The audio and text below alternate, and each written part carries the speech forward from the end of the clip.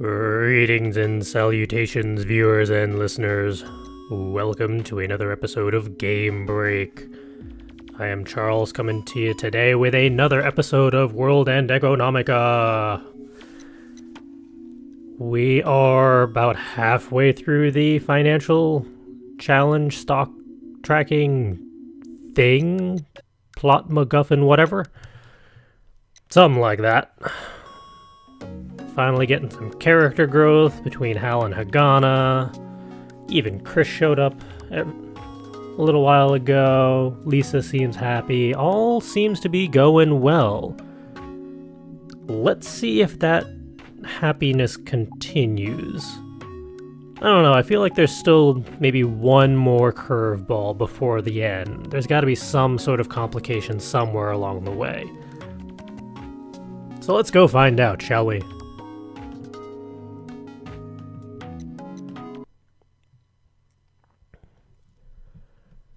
The peaceful Sunday passed by sleepily and slowly, just like the drops of water hanging onto the wash drying out in the sun.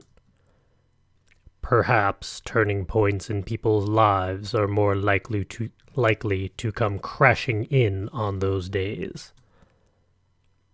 Around sunset, I headed back to my room and turned on the computer to find that I had received an email. I had thought it was the usual stuff from the securities firms, but it was from the Ratzinger Economics Research Center. Uh-oh. It hit me as if someone punched me directly in the heart. I opened the email to find a short message. We have received a message from one of the sponsors of the current investment contest addressed to you, Mr. Yoshiharu Kao. It was unthinkable that a sponsor of this contest would be anyone other than someone involved in the financial world. Even though I was the only person here, I checked my surroundings. And then I gulped and sheepishly used my trembling hand to move the cursor to the download attachment button. Scouted. I frantically tried to downplay my expectations, telling myself that it was probably some recommendation for an investment product.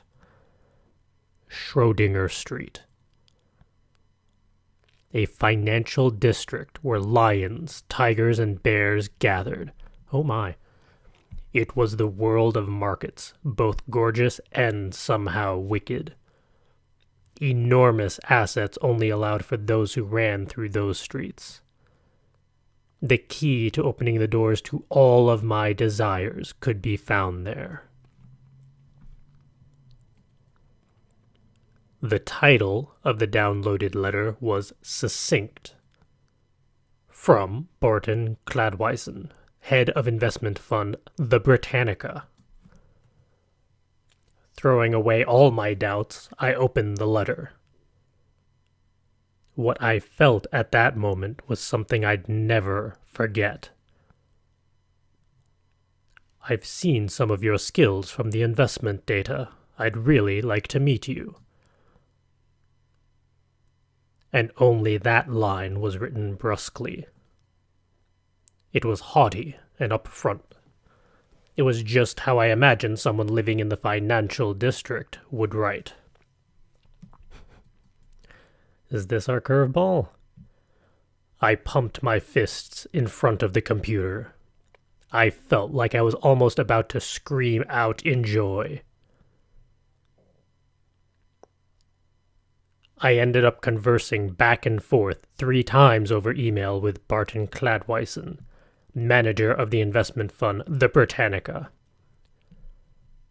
I was totally shocked at receiving a reply within 5 seconds of replying to the attached email address. There were people in Schrodinger Street with incomes so high that they'd make more than 100 mules in the time it took to pick up a 100-mule bill off the street. This speedy response, as if confirming my expectations, nearly made me piss my pants. This was a feeling I had forgotten. It was something very unlike the fresh scent of detergent. It was something born out of pretty much foregoing the bath for 3 months. I won't be needing dinner tonight.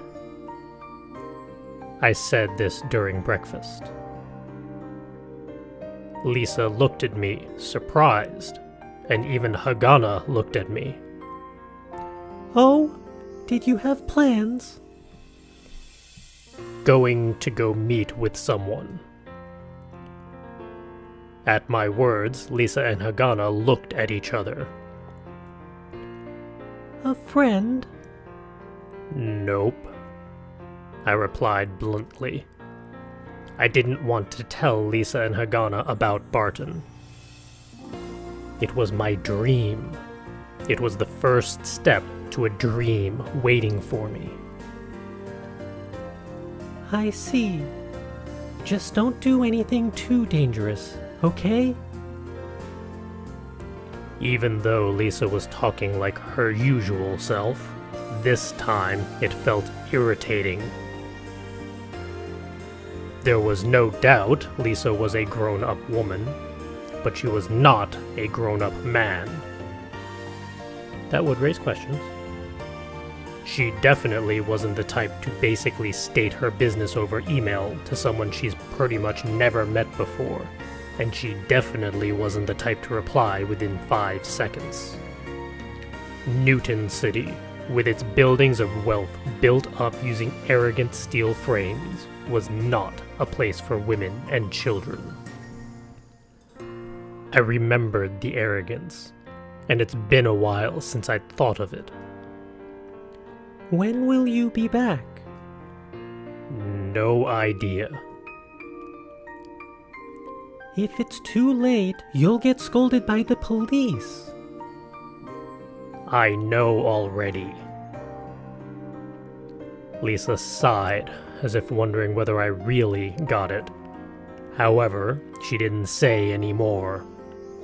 To start with, I was merely bumming a place here, and she was simply the owner of the place. She had no right to limit where I could go or who I could meet. Hagana, who had been sitting at the opposite corner of the table, shook a bit when I called her, and looked at me. Is today's trading data ready? I'll send it. Hagana replied with some uncertainty in her voice. And then Hagana looked up at Lisa, and Lisa looked back down at her. I needed to hone myself and get rid of this soaking the day away in the bathtub feeling. I had an appointment to meet with Barton in a hotel in Newton City at 6 p.m. tonight. That sounds a little sketchy. I couldn't afford to be lumped with all the sloths around here. I put all of my concentration into trading. I'll be back later. I got up from my chair as soon as trading stopped, foregoing even my usual stretching. Hagana, who had been sitting next to me, was unable to reply as she watched me depart. I threw all my belongings into my bag, ran down the hallway, jumped over the pews, and hit the exit in one go. And then, when I opened the large doors, I heard a cry from the other side. Who was standing in front of the doors? Chris? Kya! Huh? Yep. Across from the doorway was Chris, standing there and scared to death, as always. Poor Chris. Oh, it's you. Chris, what's the... The rest of my sentence got swallowed up by the large old man standing beside Chris. "Is Lisa here?" He had a big gut, a great beard, and overalls on, the perfect example of upstanding laborer fashion. The hand he laid on Chris's delicate shoulders looked like rubber from all the oil in manual labor. "Lisa, she ain't here, but should come home soon, I think." "I see. Maybe you could wait out inside?" "Oh, and Hagana's inside as well." I said those words to Chris and then dashed off. Chris was about to say something to me, but I waved my hands without turning back, dashing into the amber-colored streets. Oddly, I thought to myself, Chris wasn't carrying any baggage this time. That man behind her was probably her dad. Huh. I was a bit curious about what they wanted, but in the end, I didn't really care. I had to make it to the Royal Central Hotel in Newton City by 6 o'clock. Taking the Lunar Development Railroad to Newton City wouldn't take more than 30 minutes. The hotel was super high-end, even on the moon, and thus could be reached with a few minutes of walking from the station. Even if I took it easy, I'd totally be able to make it. But I could not afford to be late. Furthermore, I was so pumped up, it was impossible for me to take a stroll. I flew, dashed through, and jumped, weaving my way through rush hour traffic, and I managed to launch myself through the closing doors of one of the trains. The train to Newton City was crowded, but the trains I'd see from time to time going in the opposite direction were even more packed, like sardines. Due to a lack of land on the moon's surface, a real house would be terrifically expensive. People who wanted to save their money and not pay the ridiculously high rent in the White Belt opted to live in the outer sections. Recently, some quite nice residential districts had been built in the outer sections, and redevelopment was proceeding. What remained was pretty much the area where Lisa's church was. The dome covering this lunar city started changing gradually from orange to deep blue in color, and the twinkling of stars started showing through. At these times, due to the kind of half-hearted lighting, you could see the traces of pipes and supports used to bring rain to the moon. From one side, you could see the orderly arrangement of buildings along the streets of the White Belt, and the orderly street lights extending all the way across to the other side. The sparkling clean lighting from the houses made it easy to imagine a beautiful dinner on top of a beautiful dining table inside a beautiful house. After some time, the train started making a gradual turn, and I could start to see Newton City in the distance. Newton City at night was a sight to see, even more so than it was during the day. On Earth, there was this phrase, $1,000,000 view, used to refer to places that had spectacular views at night. Here, this view was labeled as a 100,000,000 mool view. Doesn't quite have the same ring to it. Shining into space like some starbase, these tall buildings could only be built here, away from Earth's gravity. The space between buildings was dark like a vacuum, and the light flowing out of the windows illuminated the skyscrapers gaudily. I finally arrived at Newton City's central station, and it was more packed than usual due to rush hour. Most of the pedestrians were in suits. There were no signs of men in overalls with oily hands. There weren't that many people in rough clothing. You'd either have people dressed up in easily recognizable top-class suits, or you'd have people with messy attire and hair but with the latest mobile terminals.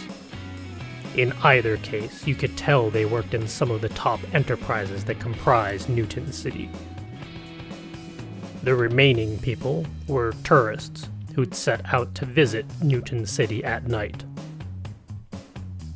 Following the route I had planned before heading out, I navigated the complex and meandering routes in the station.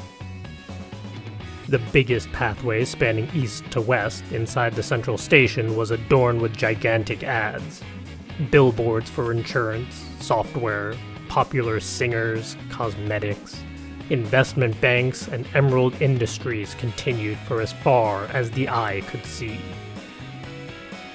In front of those ads, you'd see smart and well-paid people in suits meeting up, talking on the phone or fidgeting with their terminals. Right above the station was one of the numerous shopping malls in Newton City. The ads gave way to shop windows, and eventually you could see an entrance with automatic doors. Passing that, you'd come across shop windows, ads, etc. that continued onwards. Mannequins that couldn't really be mimicking realistic human form wore gaudy clothing and looked down at the commuters, seemingly with disdain.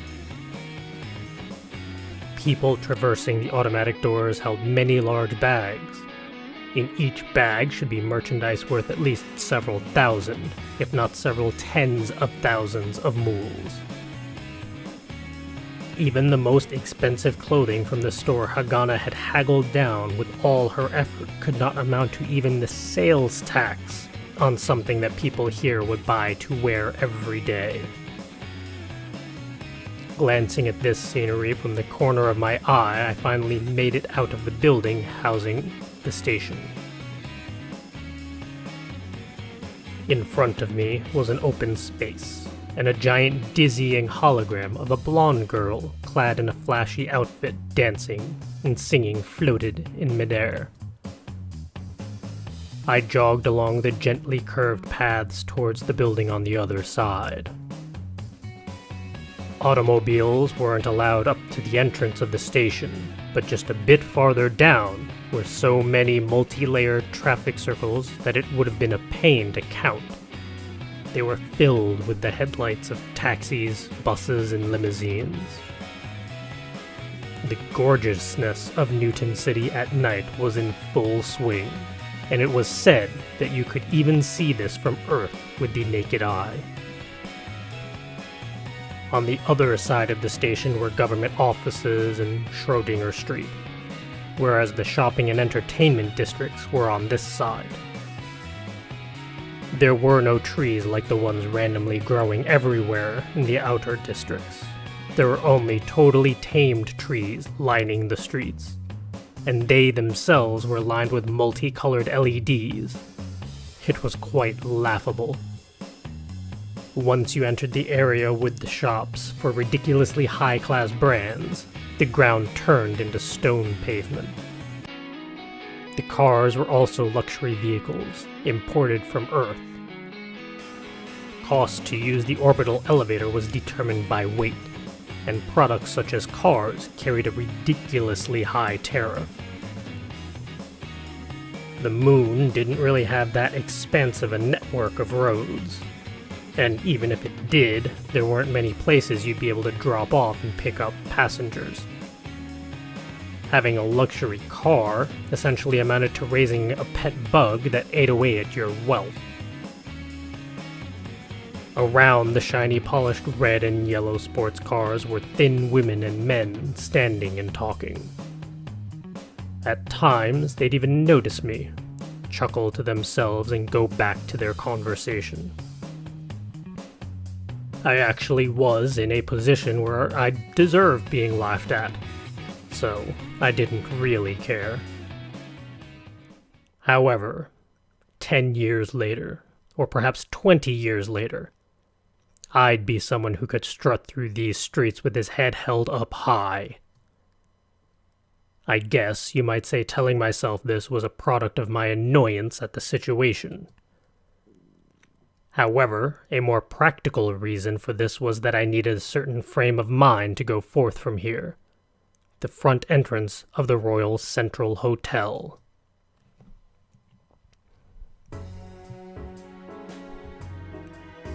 The Royal Central Hotel was owned by the king of hotels on the moon, Ab al-Zaid, and I had heard that it was a luxury hotel where rooms started at 1,000 mules, and royal suites on the top floors were 20,000 mules a night. There was a giant fountain in front of the entrance. Luxury cars constantly passed the path to the front foyer. Since this was also a great place for viewing the night scenery, it wasn't a problem if random people wandered in. Even though I knew this, I was somewhat nervous. It was a bit late, but I would have preferred to have worn the hoodie I bought this time at the store. Although, I should have just bought something better in the first place. In the gigantic front foyer that seemed to intimidate anyone who came, doormen were lined up and tended to obviously rich guests coming by. What finally gave me some relief was that I managed to mix in with a bunch of tourists who had come up on the path to the foyer. The experienced doorman smiled as he opened the door to welcome the non-hotel guests in. Perhaps I was a bit nervous, but I felt that the doorman scrunched his eyebrows at me when I passed by. I told myself it was just my imagination. Entering the hotel placed me in a huge lobby, making me feel as if I had just been ejected into deep space. I thought it was quite fascinating how they managed to get such a huge space on the moon. Even though rooms started at 1,000 mules a night, there were many guests lined up at the front counter. I looked at my watch, confirming that it was around 10 minutes before my 6 o'clock appointment. I didn't have the guts to simply walk around and browse, so I was regretting coming a bit early. Just standing in the middle of the carpeted lobby, I suddenly heard a voice call out to me. Is there something I can help you with today, sir? I reflexively ended up jumping. I turned around to see a beautiful porter with a round face and her hair— oh, it was a woman, my bad— and her hair tied back. She was standing there, dressed in a classy uniform.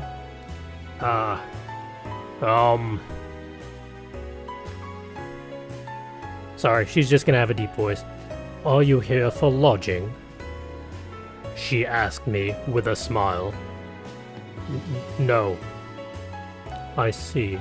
This hotel comes with many facilities for you to enjoy yourself.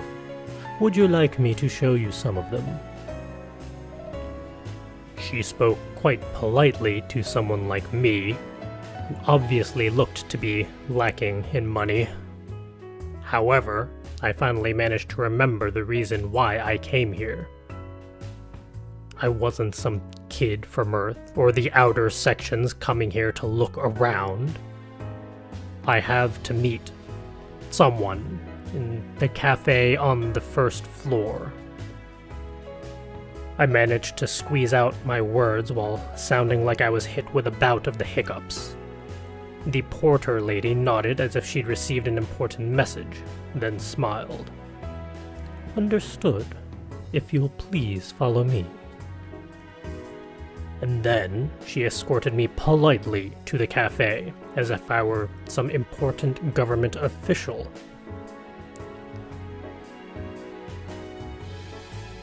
This is the cafe. Please, take your time. At the end, she clasped her hands together, took a deep bow, turned on her heels and walked away. Her mannerisms were exquisite. exquisite. Furthermore, as soon as I was shown to the entrance of the cafe, a waiter who had been waiting by the entrance walked quickly up to me. Welcome. Are you here to meet someone? Huh? Oh, yeah. How did he know? I puzzled over this while I saw in my periphery a party being shown to the cafe by a different porter. The porter, after showing the party the cafe, made a motion with her hand behind her back to the waiter. It was probably some sort of signal. Could you please let me know the name of the person you are meeting? Yeah. I came back to my senses and looked at the tall, handsome waiter. They were all tall and slim, but he was gushing all smiles. He really enjoyed their work. Or perhaps it was because he had confidence in his work. And thus he looked quite cool. Barton Cladwison. I struggled to somehow say his name. After I did that, the waiter looked shocked for a moment, before straightening his stance and returning back to being all smiles. My apologies for my behavior. Please, allow me to show you the way. Okay. I had wondered about his surprise at first, but I was more surprised at the fact that I'd only needed to mention the name. I've heard that they had to memorize the names of all the patrons who made reservations. The waiter led the way, past the properly dressed fellows slowly sipping tea and farther into the cafe. Situated in a corner of the open space lobby, the cafe had no ceiling, and had a feeling of freedom. However, the cafe sloped up the farther I proceeded, and there were seats hidden from view by plants and shrubs which cleanly segregated various areas. We walked upon the plush carpet that muffled our footsteps, past a fish tank full of bright red arowana, and then proceeded along a wall composed of potted plants with pretty yellow flowers. Finally, the waiter stopped and smiled. We have arrived. And then he turned to his side and said, The guest you have been expecting has arrived. The waiter must have been talking to Barton Cladwison. My heart beat painfully. Oh, have him come over here. Oh, dang it. What I heard was a heavy, deep voice of a middle-aged man.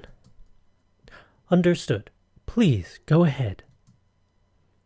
The waiter showed me the way, and I resolved myself to move forward. And then I turned diagonally to the left and peered into the segregated space. What I saw was a man in a suit with suspenders holding up his pants.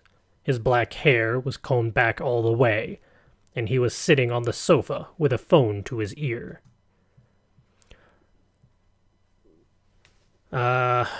New voice. Whatever at this point. Okay, sorry, I gotta go. I got guests, so, please just handle that, okay? Thanks.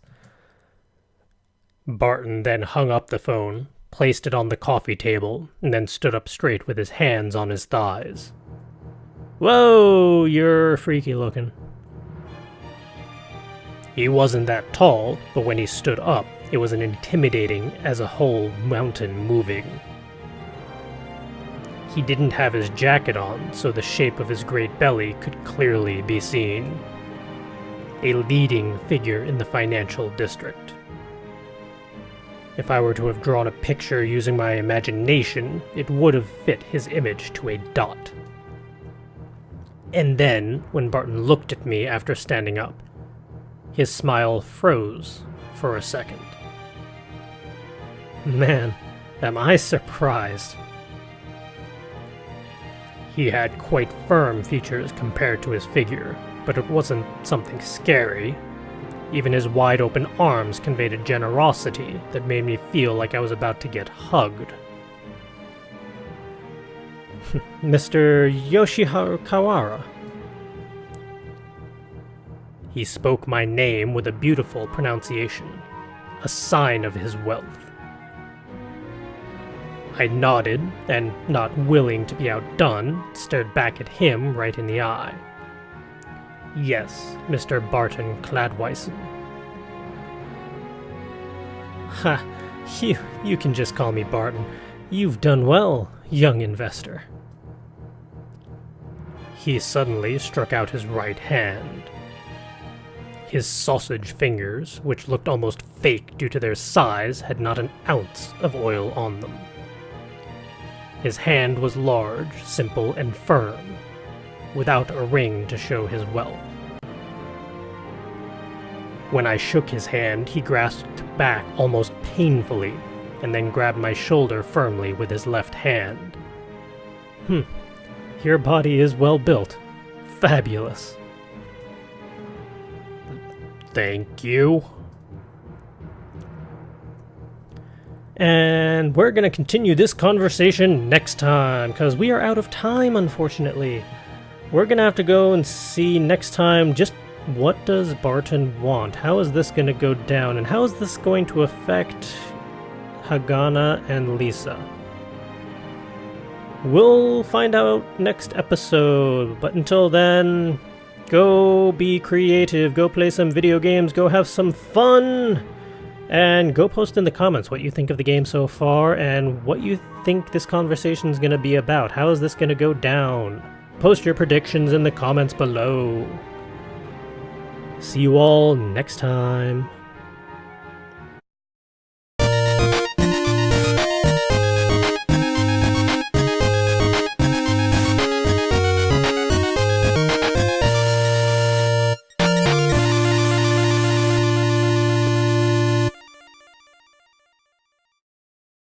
My trembling hand to move the cursor to the download attachment button. Scouted. I frantically tried to downplay my expectations, telling myself that it was probably some recommendation for an investment product. Schrodinger Street. A financial district where lions, tigers, and bears gathered. Oh my. It was the world of markets, both gorgeous and somehow wicked. Enormous assets only allowed for those who ran through those streets. The key to opening the doors to all of my desires could be found there. The title of the downloaded letter was succinct, usual stuff from the securities firms, but it was from the Ratzinger Economics Research Center. Uh-oh. It hit me as if someone punched me directly in the heart. I opened the email to find a short message. We have received a message from one of the sponsors of the current investment contest addressed to you, Mr. Yoshiharu Kao. It was unthinkable that a sponsor of this contest would be anyone other than someone involved in the financial world. Even though I was the only person here, I checked my surroundings. And then I gulped and sheepishly used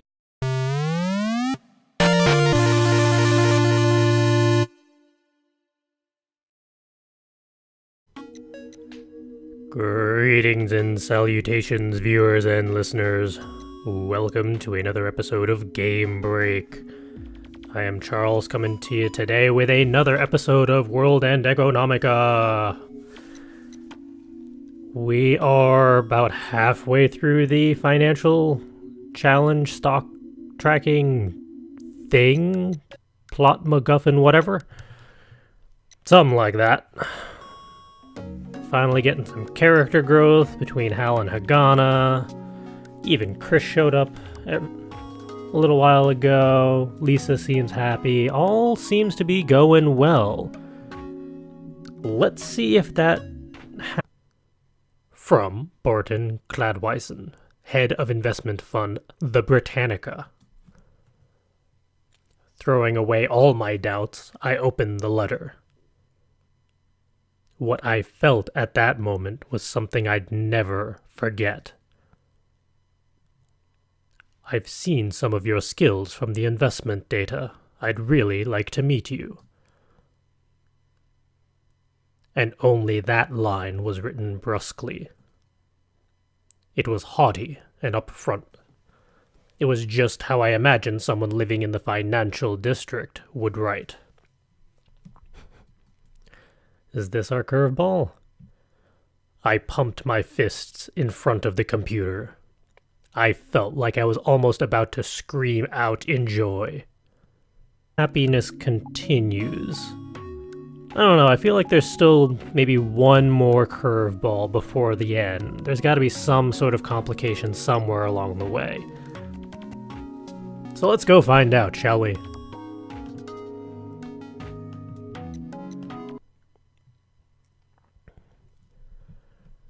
The peaceful Sunday passed by sleepily and slowly, just like the drops of water hanging onto the wash drying out in the sun. Perhaps turning points in people's lives are more likely to come crashing in on those days. Around sunset, I headed back to my room and turned on the computer to find that I had received an email. I had thought it was the usual